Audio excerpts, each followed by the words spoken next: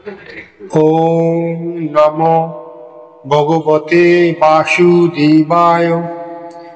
ওম নমো ভগবতে বাসুদেবায়। ওম নমো ভগবতে বাসুদেবায়। শ্রীমদ্ ভগবদ গীতা অধ্যায় 10 শ্লোক 4। বুদ্ধি জ্ঞানম সংমোহম ক্ষমা সত্যম দমঃ সমঃ সুখম দুঃখম ভবঃ অভাব ভয়ম চ ভয়মেব চ। অনুবাদ: বুদ্ধি, জ্ঞান, সংশয় ও মোহ, তা থেকে মুক্তি, ক্ষমা, সত্যবাদিতা, ইন্দ্রিয় সংযম, মনোসংযম, সুখ দুঃখ, জন্ম মৃত্যু, ভয় অভয়। শ্রীকৃষ্ণ কথাই বললেন যে প্রাণীদের এই সমস্ত নানা প্রকার ভাব আমার থেকেই উৎপন্ন হয়। বুদ্ধি অর্থাৎ সঠিক সিদ্ধান্ত নেওয়ার ক্ষমতা। আজকের জীবনে প্রচুর ব্যস্ততা থাকে, প্রতিদিন অসংখ্য সিদ্ধান্ত নিতে হয়। যেমন অর্থনৈতিক সমস্যা আমাদের জীবনে লেগেই থাকে, কেরিয়ার তৈরি করতে হয়, মানুষের সাথে সম্পর্ক ঠিকঠাক রাখতে হয়, ইত্যাদি অনেক বিষয় আছে।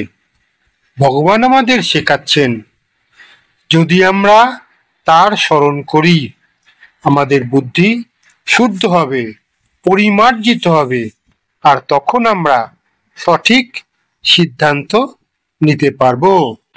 জ্ঞান অর্থাৎ অতিরিক্ত তথ্যের মধ্যে সঠিকটা বেছে নেওয়া।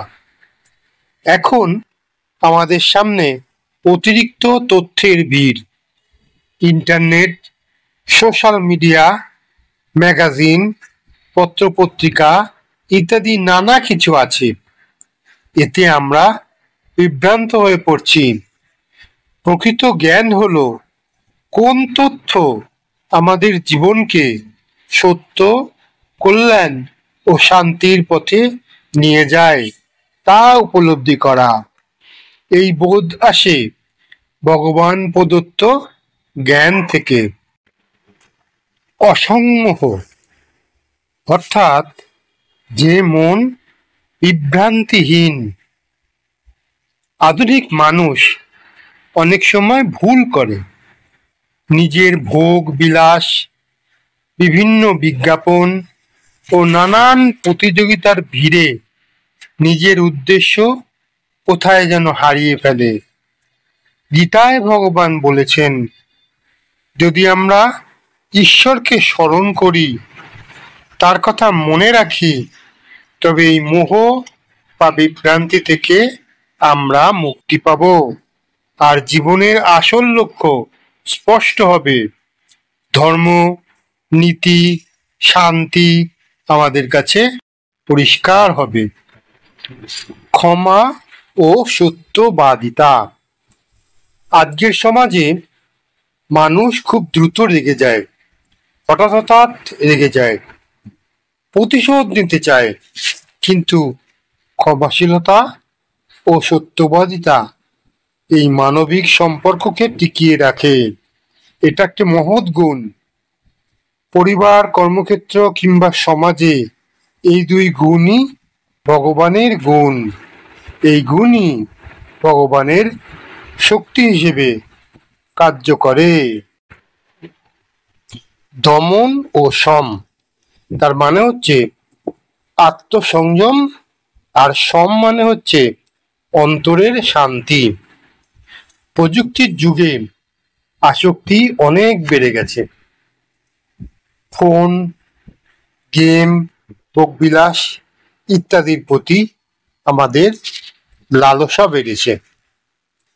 আত্মসংযম না থাকলে মানসিক চাপ আর অস্থিরতা তৈরি হয়। আবার শান্তি নেই বলে মানুষ হতাশাগ্রস্ত হয়। গীতা বলছে, সংযম আর অন্তরের শান্তি হচ্ছে ভগবানের দান। ভগবানকে অনবরত স্মরণ করলে এগুলো অর্জন করা যায়। সুখ ও দুঃখ।